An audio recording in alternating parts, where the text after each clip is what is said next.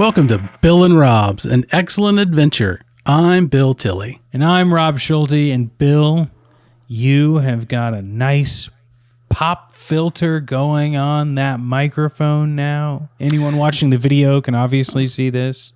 They sure can. This is the result of one gift from a Robert Schulte. And I'm sitting there looking over at my old microphone, and I'm looking at that one. I'm going, hey, dummy. Maybe you should put that pop filter on there that's been on the other mic that you've forgotten about for far too long. So look at me finally getting off the dime. Here's the thing. Your wife got you some excellent equipment, and now you're just doing what I do. You hodgepodge all the other stuff you've collected over the days and put them together for your own RoboCop-esque recording studio. I do. I have a lovely setup here now. I have a nice new Pod Track P4. Here's the thing, folks. This is the advantage of your significant other. Being friendly with your friends who know you well, you'll get better gifts. Not that that's what I'm going for, but that is a lovely side effect of these relationships. It is nice when someone feels comfortable to be like, yo, just tell me what he needs. Yeah, I'm going to have to up the old communication factor with Mrs. Colombo so I can get the Rob Schulte wish list going. Yeah. I think it's very, very important that I get good gifts. No, it's important that we get good gifts. That's what I'm trying to say. Yeah. Of course, the cat's out of the bag now with one of them's like, hey, why is Bill texting you a lot all of a sudden? So, it's nothing. You'll know it's nothing suspicious. He's just mining for gifts. That's the way she it goes. Won't tell me. She won't tell me at all. Good for her. Yeah, it'll be fine. Here's the thing, Bill. We're almost to the end of our RoboCop series, and it's been a fun journey. I would say it's always fun with you, but like this just reminds me why we like kind of go down different avenues with this show. We'll do these themed seasons that you normally bring to the table.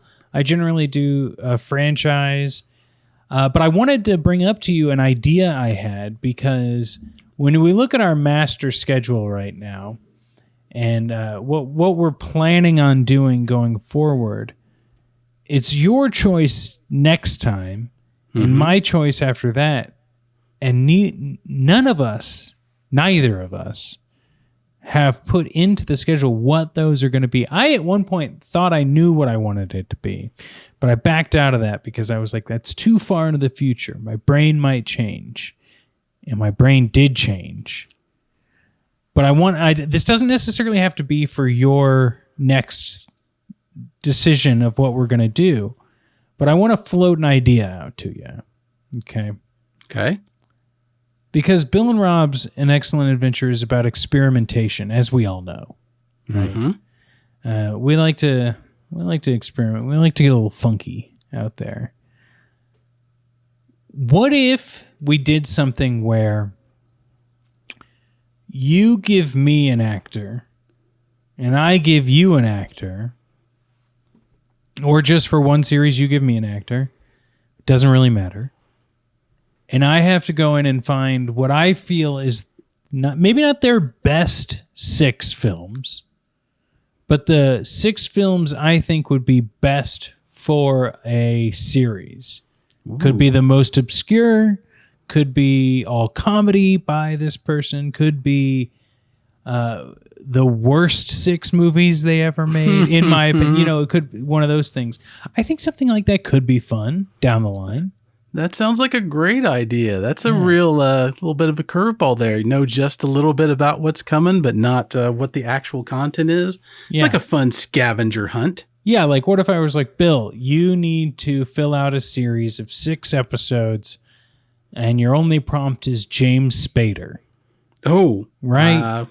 I've got 3 off my head right already. See? But then it's like, well, now I got to dig into IMDb. I got to look at what they made in 1978. Yep. And then it's, Yep, because a big part of this for me, the fun is the hunt of trying to find the off-brand or unknown, or that, like we say, that back of the DVD VHS rack type of stuff. That's just all I see is the cover. Yeah, it's it could be a lot of fun. It could be, and that I could like be, it. and that could be something we do in between seasons too, right? Like maybe we're not ready to jump into another 6-episode block, but we want to be like, Bill, give me an actor, Rob, give you an actor, and then we just both come with 2 episodes, right? It doesn't always have to be like these are things we can do in between seasons. I think they could be a blast. I like this idea. I want to do this. And you know what it could be? They could be like live episodes, like when we used to do Sold in the Room. Like, and they could just be that, where we just like sit down, chat, less structure, just more fun talking about it too. I think this is something that we should play with. I see great potential in this. Yes. So just keep that in the back of your noggin. Yeah, it sounds fun, and Lord knows we are in this for the fun. And Lord knows we need to have fun. It has to happen.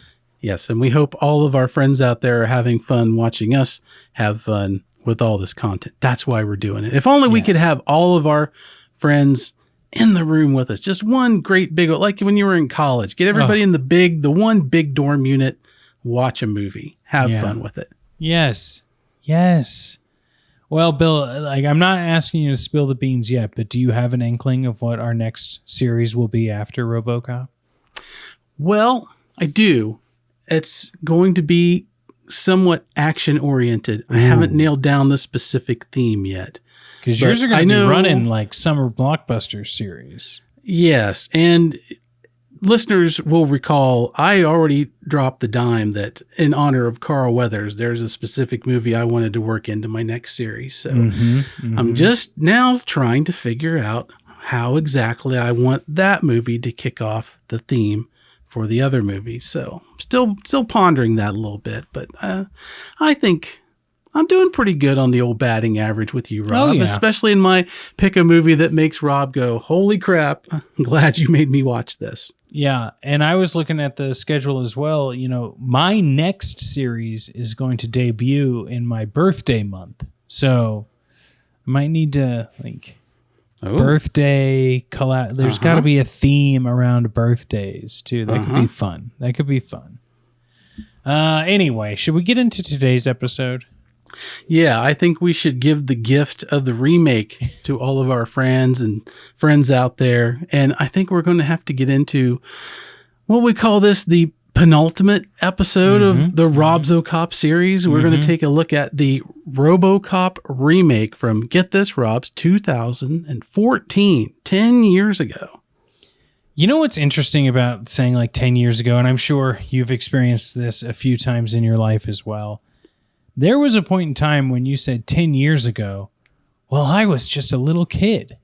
I was, and I am far past like 20 years ago at this point. Yeah. I was already out of high school by a year. And I know that's significant to a very small amount of people who went to school at the same time I did. But like 10 years ago, it's like I was already out of college. Like this is like I'm an old man now, Bill. I am getting up there, and it doesn't ever feel like that. It does. It reminds me of Jim Kirk in Wrath of Khan, hours instead of days. Now we have minutes instead of hours. 10 years ago, I was 41, which is not an insignificant age. Yeah, I am turning 40 in August. This is. They used to say over the hill when you were 40. Good Lord, Rob, you've got the youthfulness of a young Methuselah. I can't even imagine that that's the number you're going to hit. You're wearing it great, buddy. Well, I appreciate that, Bill.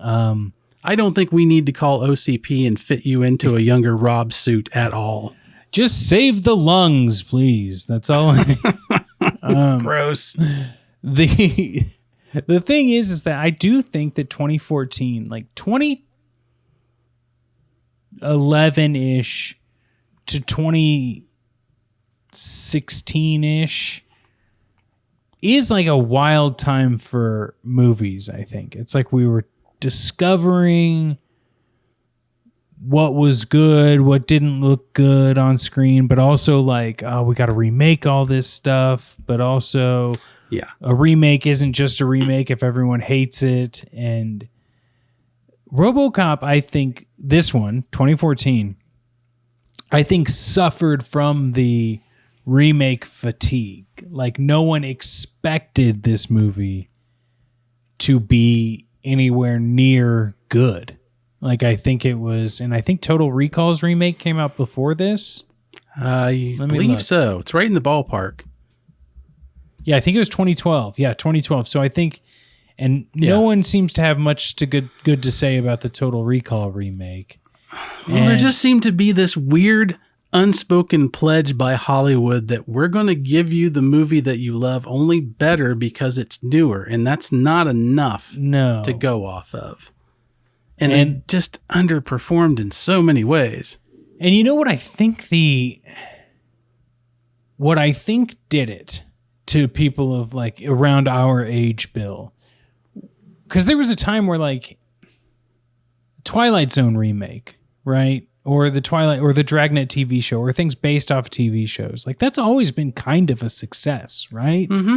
Yeah. You know, you'll remake movies, The Wicker Man, right? Silly, but you know, no one's like going, "Oh God, I can't believe they're remaking The Wicker Man," right? But I think the Amazing Spider-Man with Andrew Garfield was the thing for people around our age that was like, "Oh, this is okay."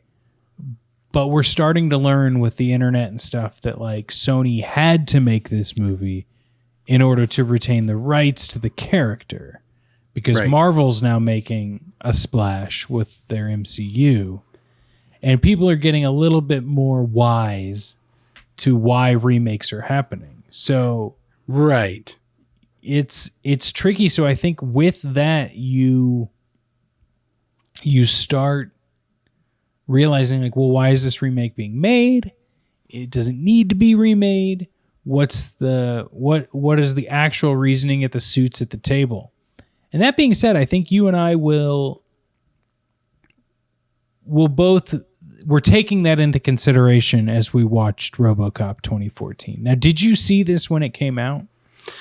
No.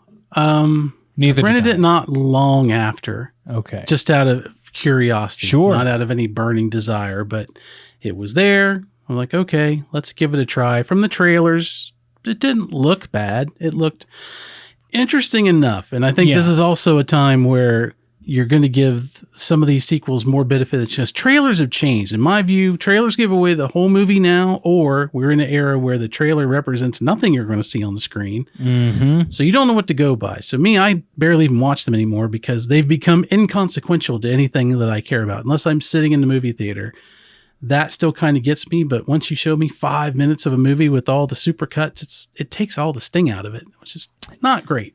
But this movie was still of a time where, okay, this trailer looks interesting enough that it looks like they're doing some different stuff and it's cool, and Michael Keaton's in it. So, I mean, give it a whirl. Gary Oldman's in it, you know? Yeah. The cast is pretty cool. And coming out of Batman trilogy with Gary Oldman, you're like, okay. And, I think it's one of those things where you look at a RoboCop and you think, look, man, even if you don't stray too far from what's been done, like the formula for success is in front of you. If you can just capitalize on it, it at least should be a pretty good movie for those of us who've seen it. And maybe it's a stellar movie for somebody who's never seen it.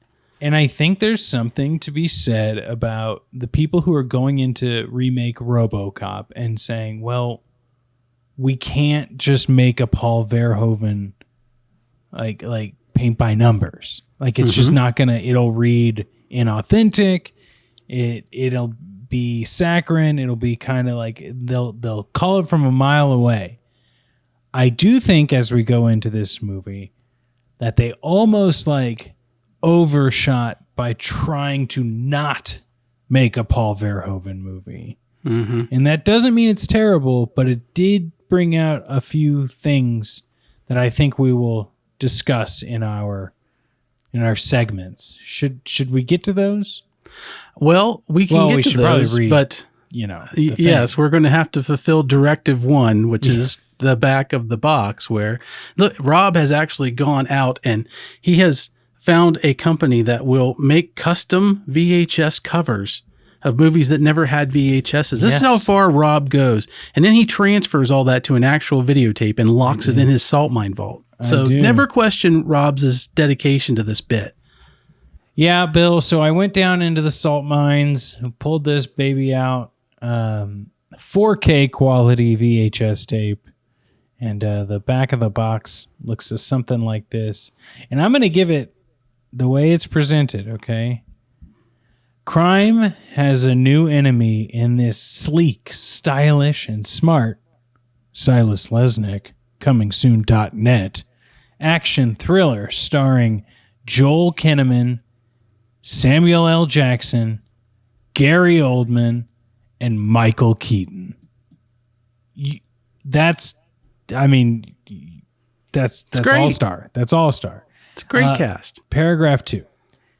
In the year 2028, greedy conglomerate OmniCorp uses robotic technology to transform critically injured police officer Alex Murphy, Kinnaman, into the ultimate crime fighter. He's part man, part machine. He's RoboCop. Back on the streets, Murphy is hardwired for law enforcement, but the mind and memories of the human inside long to take over, and the results could be catastrophic. Oh, Lord. Now, combat mode. A little something for the viewers. Yeah, has a little combat mode up on the screen there. Bill, I think this does as good a job as any for the back of the box. But there's just nuances to this film. There's gray areas, gray metal that we need to talk about. But let's talk about some facts we found out in a segment I like to call "This Seems So Real." We're going into the machine world. Yes. I'll go first, Bill. And this is a simple one. The role of Dr. Dennett, Gary Oldman's character, was originally offered to Edward Norton. I don't think I could see him in this role. I don't think I buy Edward Norton in a lab coat most times. No, I mean, he has a short history of turning green and tearing it off of him, but yes, I don't think that's going to work. But no, I could maybe see him if this movie had a Bob Morton role. Maybe he could have filled that, but you got Gary Oldman for this part, and he really brings all his Gary Oldman-ness to it. So I don't know. I can't say he would have done a bad job. He probably would have done a passable job, but the movie already needs more than passable. So probably a good idea that they stuck with the huge award-winning actor who is able to gobble up scenery just as well as a Michael Keaton in the room. And can make some really ridiculous lines sound plausible. Yeah. He draws a interesting parallel watching him in this movie because there are moments where he kept me on my toes because I'm thinking, okay, he's completely altruistic. And he's the guy who's going to have his vision corrupted. But then he kind of plays corporate ball in the middle of this movie in ways that are like, not cool, dude. So he leaves you slightly ambiguous up until the end, which is kind of fun to watch. The all-IT aller. Well, he gets it. He does play ball and he tries to do his best, but it is what it is, and he does a good job. I don't think Norton's a great actor. Just don't think he's there for it. But what's one of your fun facts? I found out that this is the first RoboCop movie to actually shoot footage in Detroit. Oh, wow. Okay. Yeah. Here we go. They actually, at one point, did go to Detroit and shoot footage. A lot of it's shot in Vancouver, which, of course, the RoboCop franchise is famous for being a Detroit-based movie with no Detroit in it, except for some static shots. But it was nice to know that they finally hit the old hometown soil of per se. And I think it would have been fun if the movie had gone a certain way and say this had been like RoboCop version 2. And they could have had that big bronze statue that they have in Detroit of the original RoboCop. Yes. He has to like throw a robot or some crack dealer into it. I do think you're right. I think this movie on a whole would be better as like a very, very loose reboot rather than remake. Yeah.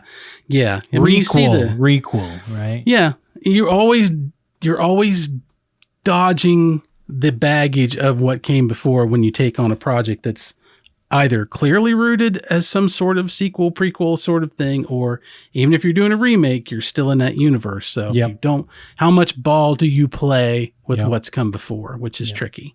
Yep. What's something you just did? I will just say that I learned that Paul Verhoeven was not a fan of this movie. Surprise, surprise. Yeah, I'm not surprised.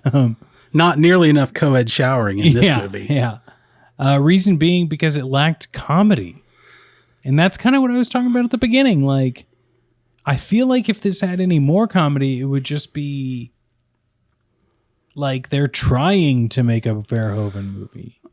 But this kind of suffers from trying to not be a Verhoeven movie. Like, there was no real winning, I think, in remaking RoboCop. But no, and when you take these movies and you give them the super dark and gritty treatment, and that's going to go a couple of ways. Like, you take RoboCop, which had lots of humor and lots of satirical comedy, because that was Verhoeven's movie. He was showing you an outrageous situation with outrageous characters, trying to use it as a vehicle to show you a lot of things, including social satire. And this movie, like a lot of remakes, just makes everything dark. It's like somber and down, and there's not a lot of humor in it. There's nothing to break up that feeling. And I think anybody will tell you, especially like in comedy itself or acting, like you have to give moments to breathe in your story. You know, a big downer followed by some calm, or, you know, a big romance followed by something serious. And when you just hit that one note tone of, it's depressing, it's sad, everybody's a bummer, the movie turns into kind of a drag. And while this movie's got a lot going for it, it is not really a jump out of your seat, you know, RoboCop shooting the guy through the woman's skirt into his crotch, where you're like, you laugh in spite of yourself. It's just, out of all the things that you could do an homage to, they didn't do that in this film. Nah, I mean, you come on, you don't do an Auto 9 sequence. That's just crazy to me. It's wild. Well, what's your other thing that you think seems so real? Well, this is a good thing, but it does get corrupted a little bit. So the director, Jose Padilla, I believe that's how he pronounces his name correctly. I saw an interview with him where he said his only goal in this movie was he wanted to take the idea of the 87 RoboCop, but introduce it in what was then a modern way for 2014. Like, how do you introduce this concept?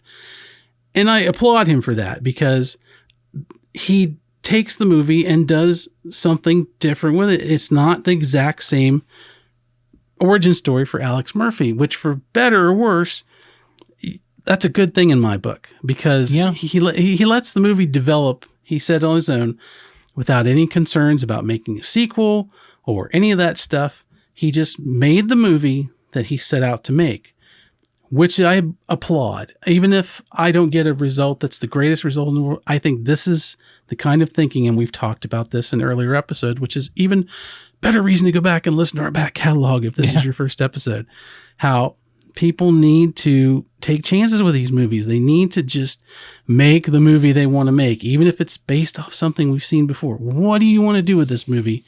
And at least stick to that, because then we can always say, okay, that was clearly what you were trying to do. And I know he had a lot of studio interference too, which kind of explains why we're also saying the things of like, I don't think you quite hit the mark, because they wanted certain things. They wanted it to be a little more, they wanted it to be PG-13 for one thing. And we've proven in the past, this does not work for a RoboCop movie. So it didn't get the best result. There wasn't even a jetpack, Bill. No, there was no jetpack. There was not a robo dog. There wasn't anything over the top like that. And, you know, K9000. Come on. Yeah, that would have been amazing.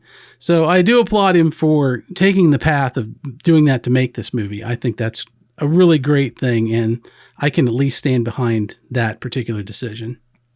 Well, I think that's fair, and I agree with you. I think that, I mean, I keep repeating myself, but like, it's an uphill battle to do something like this. Mm-hmm. And you're just probably really happy to get a job, right? Because it's right. And I can't believe that there's no studio that backs a remake that's not thinking, I want it to be as big as the first one. There's just no way that the money guys aren't thinking that. Yeah, it is. That's so true. Well, I think we have varied opinions throughout this thing, but one of them is that there are aspects of this movie we liked in a segment I'm calling "You're Still Here." Despite our best efforts to run off some quality, you're still here. You're still here. You can go first this time, Bill. All right. I really like having the robotic elements of this movie in place and the questioning of their place in the world. That's kind of the idea of the introduction of this movie, that robots already exist as soldiers on the battlefield. Yes. They're being put into war zones. There are discussions about where they can be used and where can't they be used, especially in America. And I really liked that because it was different. It wasn't the introduction from the 87 movie. And it was a great change of pace. And we've talked before, it's like there were the three movies in the trilogy have so many mirrored elements, and they could have done so much different stuff. And you could have taken RoboCop into different situations and different things. And I know I'd mentioned I'd like to have seen the corporate wars with OCP and other their tech against somebody else's tech. So I thought it was really great that they put that out there at first. The only thing is, I wish I'd seen more of the struggles they were talking about with this technology, instead of just having Sam Jackson on screen telling me verbally what was happening and why it was from a completely caricatured TV. Well, let's call him a TV spokesperson. Pundit of some sort. Yeah. I refuse to call him any sort of newscaster. Yeah. But I love that they put it out there ahead of time and worked within that framework to bring the RoboCop story into the movie and put it in front of us. Yeah, I think with that goes really well into mine, which is like there's a hell of a cast in this film, right? And Sam Jackson is underutilized, but what he does have is great. I mean, like, they filmed the Sam Jackson stuff in a day, right? Like, I mean, that stuff, it's throughout the whole movie, but it is one shoot. And I think it screams to me that the Sam Jackson stuff was added later, right? It's like this placeholder for the silly news broadcasts in the first one, the silly commercials, all the media breaks. Because we only get Sam Jackson as a media break in this. I think they had a type of RoboCop movie that was too big, and they were like, well, how do we condense it? And it's in this way that you're talking about. It's like Sam Jackson tells us this sort of stuff. But we can talk more about that maybe towards final thoughts. But like, Sam Jackson does good in that. I think, Michael Keaton, he doesn't have a lot to do in this movie, but he is a crucial part of the movie. Mm-hmm. So it's so interesting how few scenes he gets, even though he's in the movie a lot. And but he does a really good job. He seems like that sort of boss. He doesn't have to be over the top because we get Jackie Earle Haley to do that. Yeah. And I have problems with that character too, but not with Jackie Earle Haley. He does great. And, we talked about Oldman, of course, good. The problem here is that I think Kinnaman also did good with what he was given. Mm-hmm. I don't think he's the character they made for Alex Murphy in this is the best Alex Murphy, but Kinnaman does a good job. And the unfair thing is like pretty much everyone else in this movie, Jay Baruchel is his marketing guy could be played by any like comedic relief marketing guy. And then we get like a handful of women who get 2 lines each that are just like, but if we do that, the whole system will shut down. We'll let the media deal with that. That type of line. And yeah, it feels like there are a lot of stand-ins for Johnson. Yes. Or as opposed to having the one big cast is one. great. Absolutely. And we will come back to Jay Baruchel. Just be ready, everybody. What's your other thing that you liked? The the film is technically great for 2014. I mean, there are some dodgy CGI, and I think it's mainly in the RoboCop versus Ed 209's fight in the lobby of OCP. You know, it's interesting you say that. Omni Products. Yes. It's interesting you say that because that was the one time where I was like,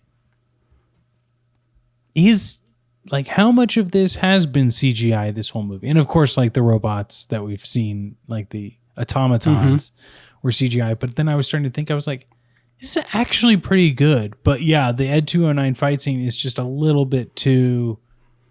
the physics just aren't right in a lot of the scenes. It's that super herky-jerky stop motion look. And I can't believe they meant to do that. I'm sure they wouldn't have when they could not do it. You want it to be smooth.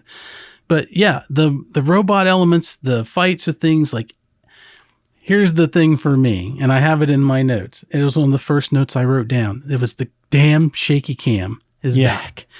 I've gone on record many times, can't stand the shaky cam, can't see the world it's pointed at. But with all the CGI elements and stuff, having some of that motion, it really blended in really well. Yeah. And I think that's the best use of that stuff, when it just kind of seamlessly rolls in there and it's here and gone, and you're able to, like, all right, your brain processed it and moved it right out. So the lighting, the setups, the outfits, like, everything really looks great. Everything looks real. Of course, in 2014's movie, it looks a little more like today versus all the steel gray monolith towers of the old OCP and stuff. But it's a great movie to look at. It's a lot of fun to see what's going on around RoboCop and in the background.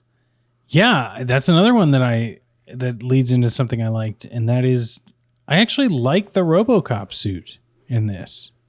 I think from what we learned from the previous movies, like, this feels like what they actually wanted in the original, like more of a ninja type gray fox, moving suit.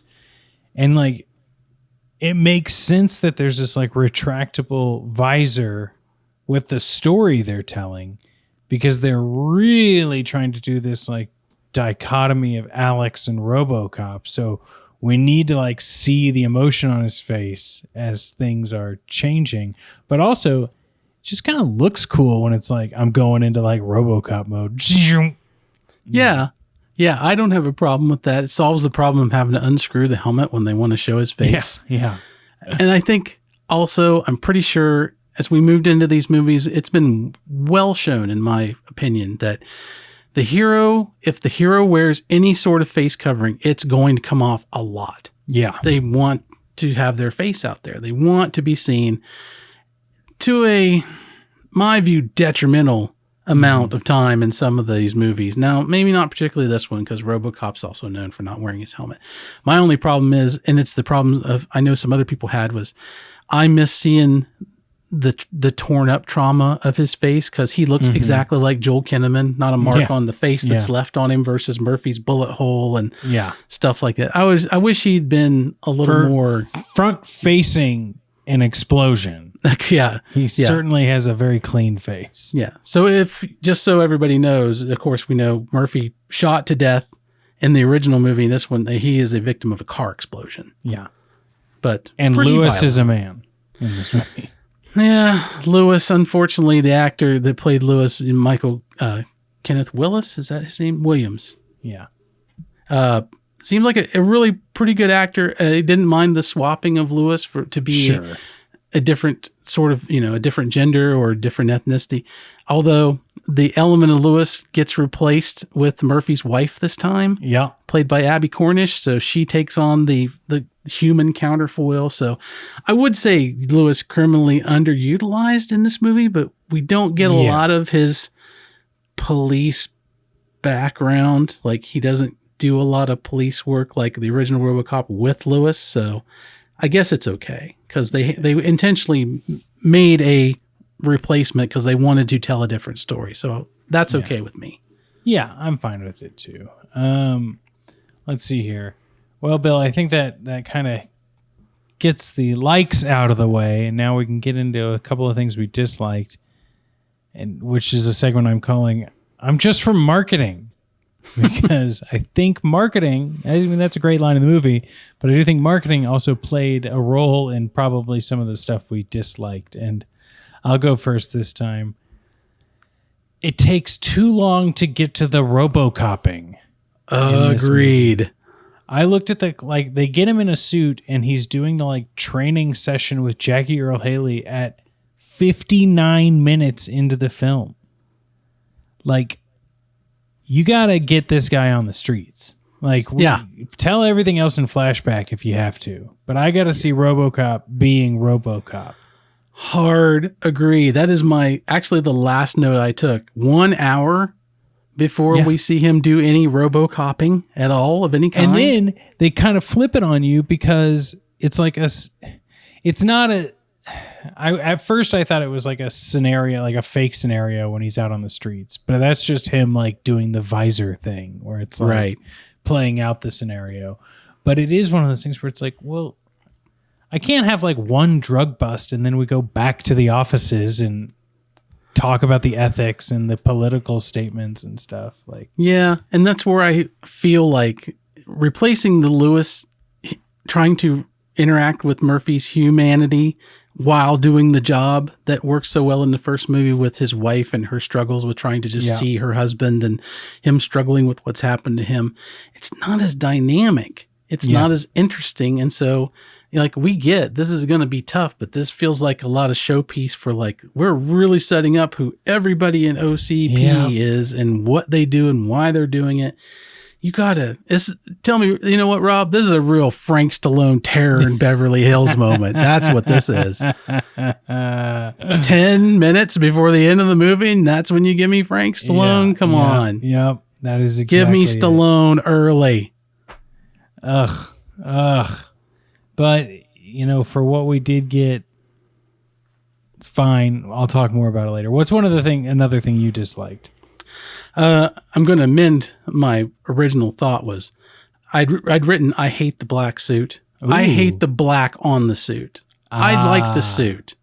I think it looks pretty cool. It's a little weird because he's much skinnier than the original RoboCop. Yeah. Which takes a minute to get used to, but hey, that's why we do new things. But look, everybody, black tactical is not the answer for anything to make everything cool. It's been done. And he's not a gleaming metal sentinel of justice anymore. He looks like a skin diver, or he's playing laser tag.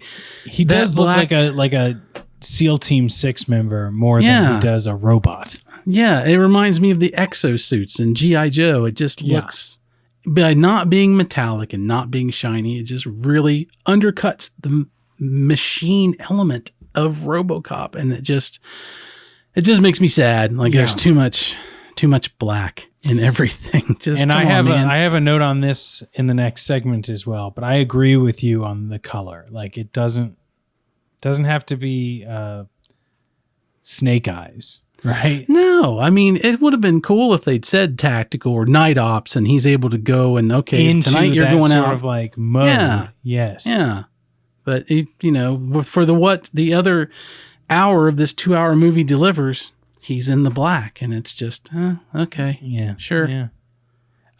My other dislike that I put on this list is that we've talked about how they didn't add any satire at all, or really any comedy, and that's okay. That is okay. We've already established this, that. I understand that approach to the film, but I don't know about you, Bill. The film seems a little bit hollow, right? I don't think I care enough about Alex Murphy, in the way that I should. He also feels kind of weird. He's this gritty cop at the beginning trying to take down this huge drug dealer and corrupt cops. And then he goes home and kisses his son on the head 12 times. And it's just he feels too affectionate. It's fine to be a loving father. That's not the problem. But he doesn't seem real, like a real human. He goes to work and he's all tough and business, and he goes home and he's I'm the perfect dad, and let's watch the Red Wings together, son. everything was like set up so that we're like, oh shit, yeah, this will be a real struggle because he's such a family man, but also such a cop, that it just fell short. And I would have liked to have had a better written Alex Murphy, and that is so much easier said than done, but it's something I disliked about the movie. Yeah, I agree with your points across the board on that one. Again, we've said, Joel's working with what he's got to work with. Yep. But Peter Weller's Alex Murphy is so humanized. Like, we meet him right off the bat. He seems like a nice guy. And then we're right into when he's twirling the gun and he tells Lewis why he does it, because his kid loves it. And, there's just a repartee between the two, easygoing. Like, you instantly like Peter Weller's Alex Murphy. And you know what the thing there is that Peter Weller as Alex Murphy feels like a guy who became a cop because it was a steady job and he happened to be good at it. Mm-hmm. Kinnaman's Alex Murphy is like I'm an awesome detective, and it would be a horrible thing if I didn't use this for crime fighting. Right. But also, and so it's like he's like a super cop, Yeah. Yeah. And Peter Weller's Alex Murphy, through him, we learned how much he loved his family, how traumatic all this is. And I think it was something great in that movie that the idea of the loss of that Verhoeven did immediately and is hard hitting. It stings. And we all go, of course, look at him. His whole life is gone.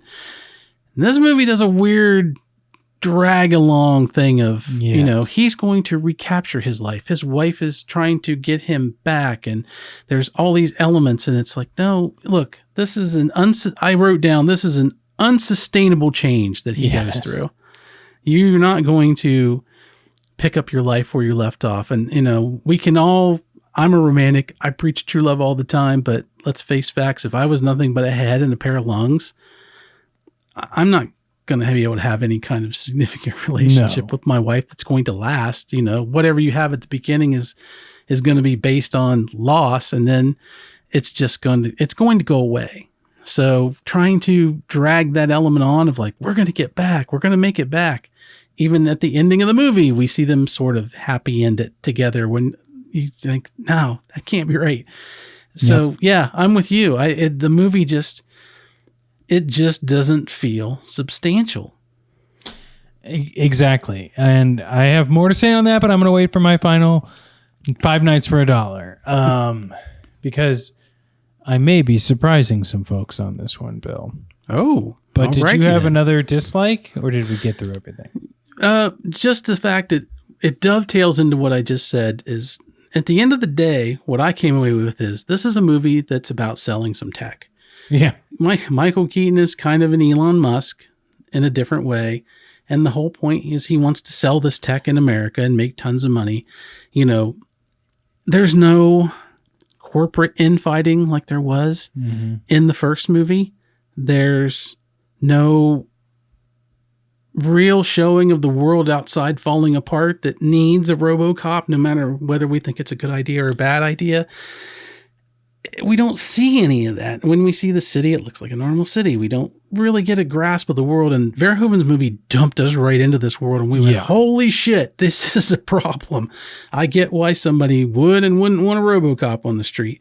The police aren't much of a factor in this movie. They're just kind of there. And, it's just ordinary. And I think that's the word I settled on, was ordinary. And a RoboCop movie should not be ordinary. It needs to be bigger than life. And this kind of... it shouldn't be realistic. Not in that sense. And by trying to make a bigger than life, unrealistic concept realistic, I think it's where we both landed. It just feels flat. And you just made me think of something. The thing about Michael Keaton's character in this movie is that he also seems to like genuinely want to end crime and to like save police officers' lives and to save innocent people's lives. He just doesn't want crime anymore. It does millions of dollars also seem Agreed. good? Yes. Yes. But he doesn't seem like a greedy billionaire. He seems like a guy who's just like, I have found a solution and the ends justify the means. And that's not always good, but he doesn't seem like an evil guy. Like in that sense, he's made some bad decisions, especially with Alex at the end.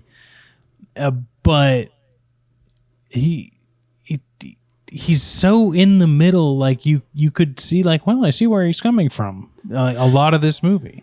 Yeah. I mean, it's the greatest way I think a businessman can build a fortune is that your concept's not wrong. Eradicate crime. Everybody wants that. But with Keaton's role, he's not. He's egotistical. He's not maniacal. Yes. And we all know someone with a big ego. Yeah. I mean, he's just convinced this is the way to do it. It's going to work. He wants to win. He wants to get it done. To him, this is all acceptable. One life for a million, and he's cool with all that stuff. And I guess it's a little sociopathic when you really scratch it at the surface. Sure. But unfortunately, as much as I love Michael Keaton, not again in an entertaining way like a Ronnie Cox playing a Dick Jones. Yeah. It's just it's so real, it's sad. And you want to see something that makes you feel better when the person gets their comeuppance, like when Dick Jones gets his. It's awful and it's gory, but we're like, yeah, he kind of deserved it. And this way it's just like, oh, okay, dead billionaire. So you put in a fail-safe so that your robot that potentially could kill you doesn't kill you, not necessarily because you really committed any crimes. Why does everybody trust the fail-safe? They don't think, of course there's a way around the fail-safe. Give me a break. Always. Well, that was amusing. So let's talk about some more amusing moments. Yes. In a segment I'm calling Combat Mode.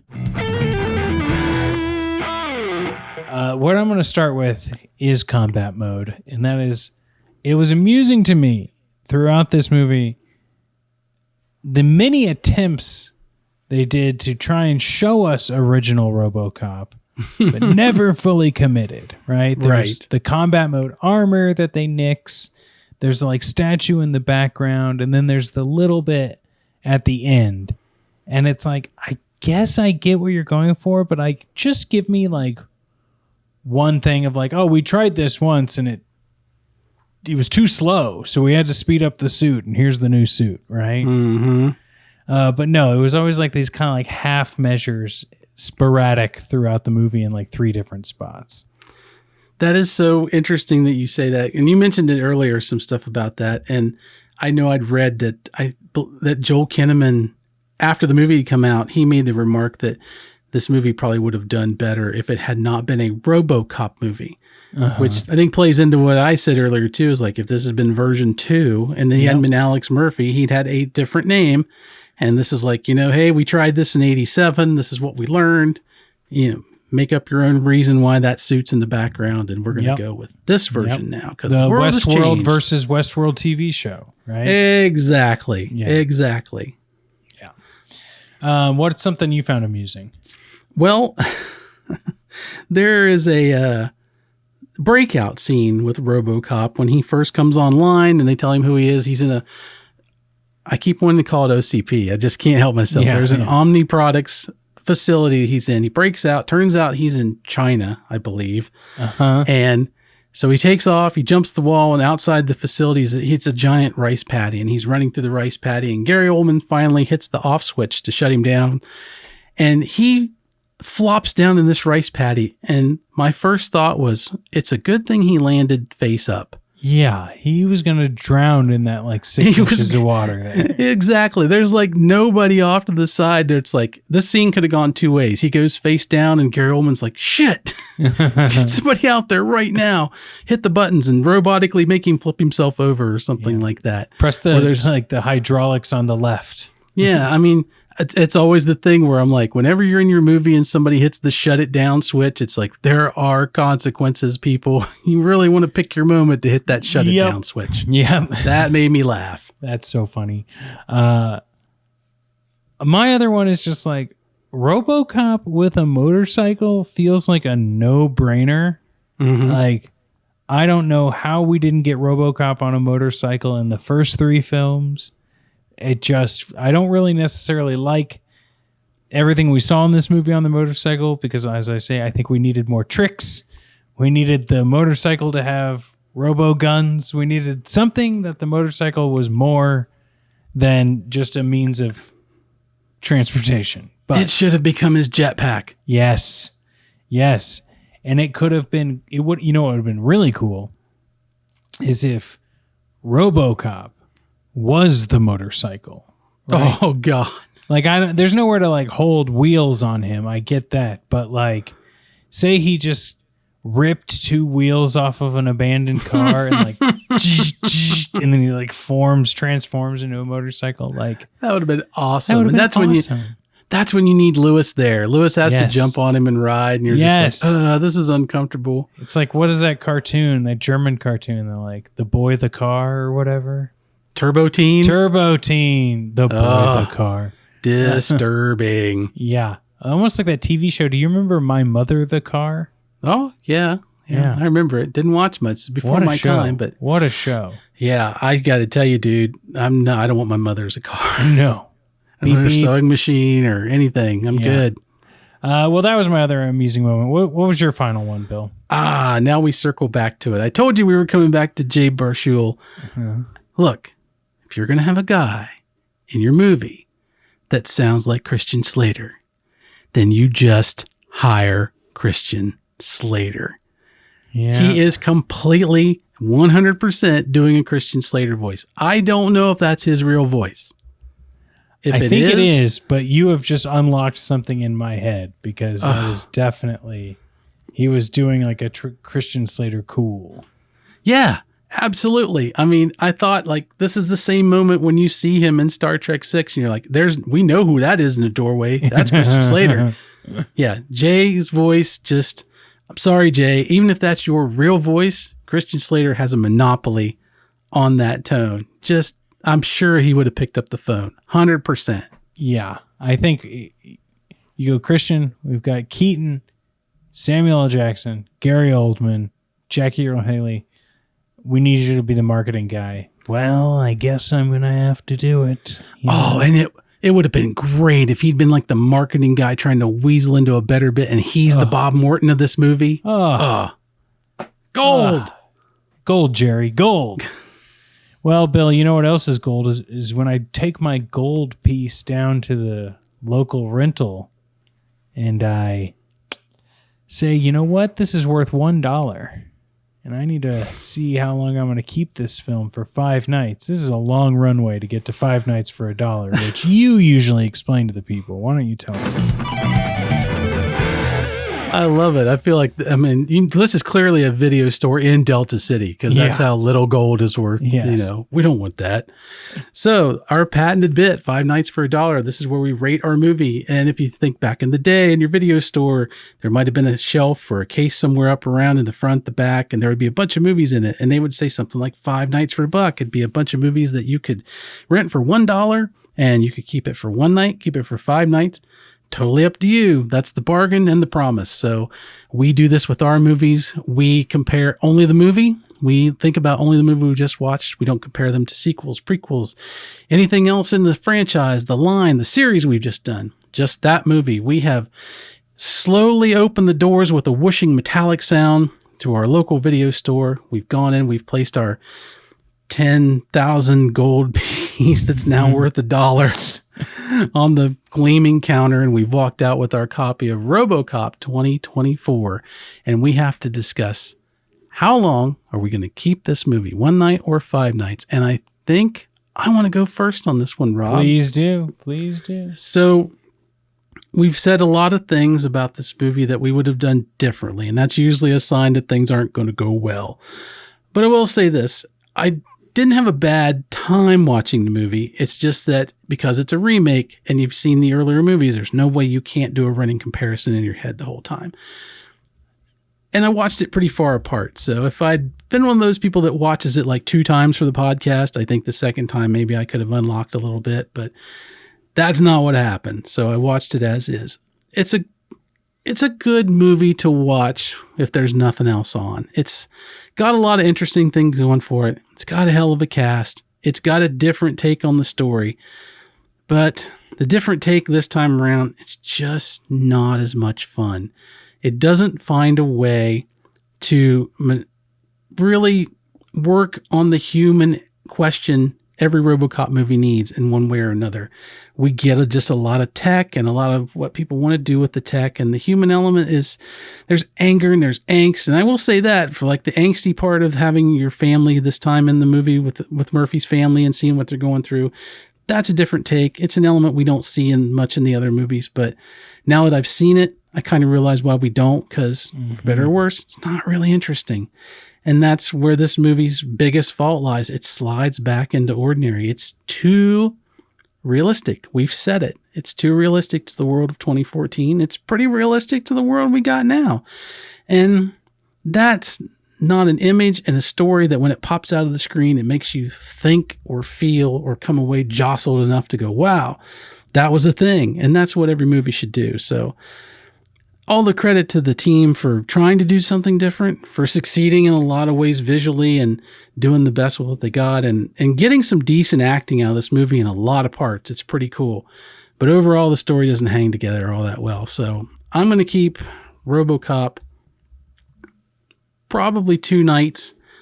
But it's mainly going to be, I'm only going to watch it once. I'm just going to be not all that anxious to bother to take it back to the video store the second day, because I'm going to be a little down. I'm going to have that feeling of like, hey, I got to make a better choice this time around. And it might even make me shy away from the 5 nights for $1 shelf. Maybe I would retreat to something, I don't know, maybe something I've seen before. And that's not a good thing a remake should do. It shouldn't make you want to go running back to the original to get the taste of that one out of your mouth. So it's not terrible. It's not great.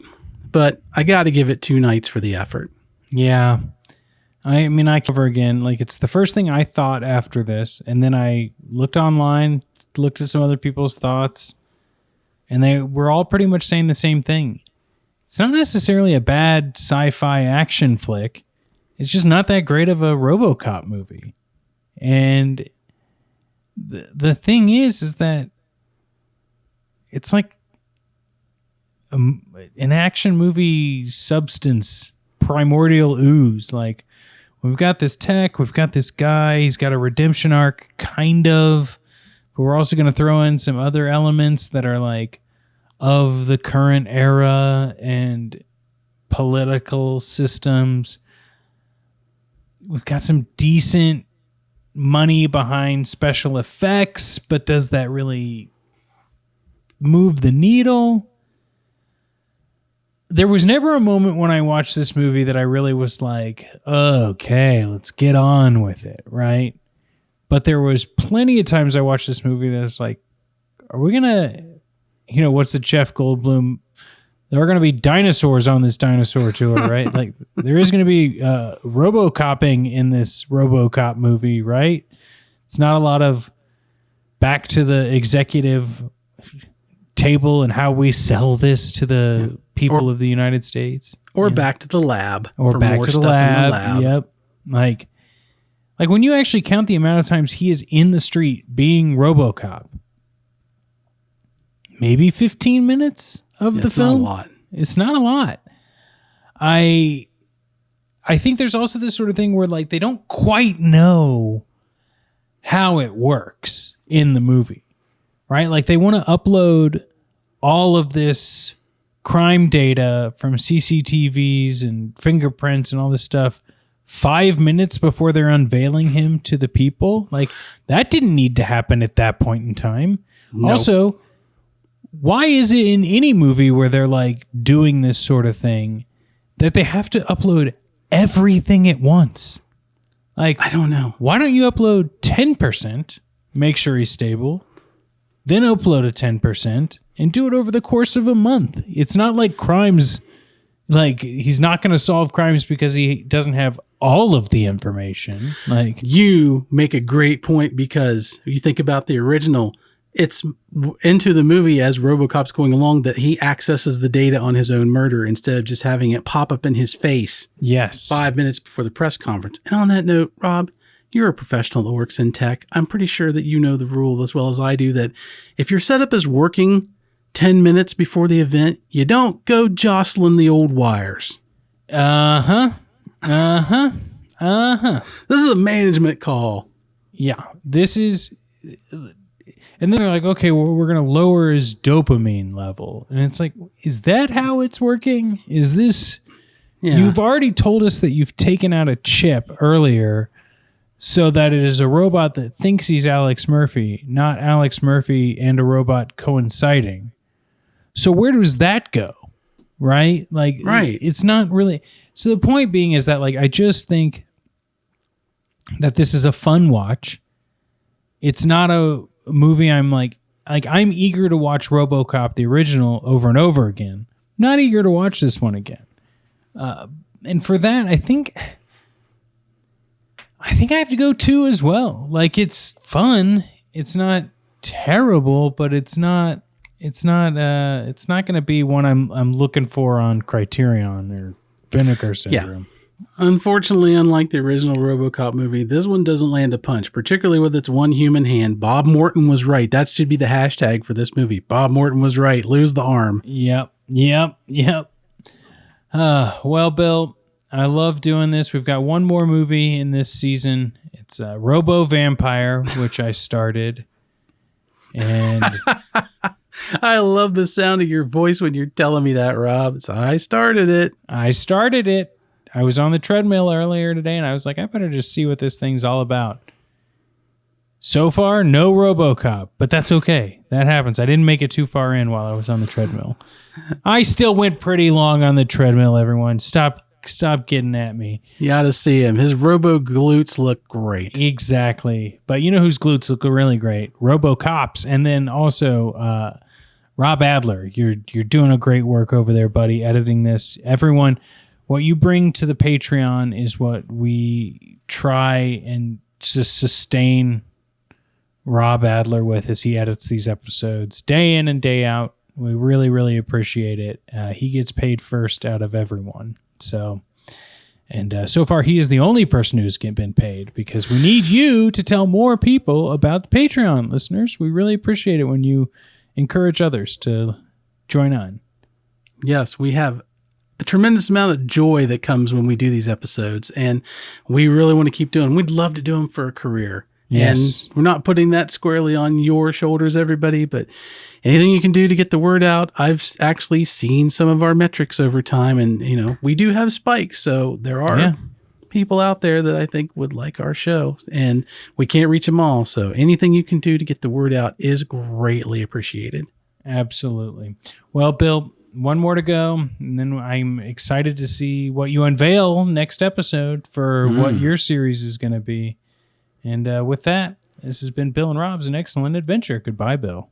Bye, Robs.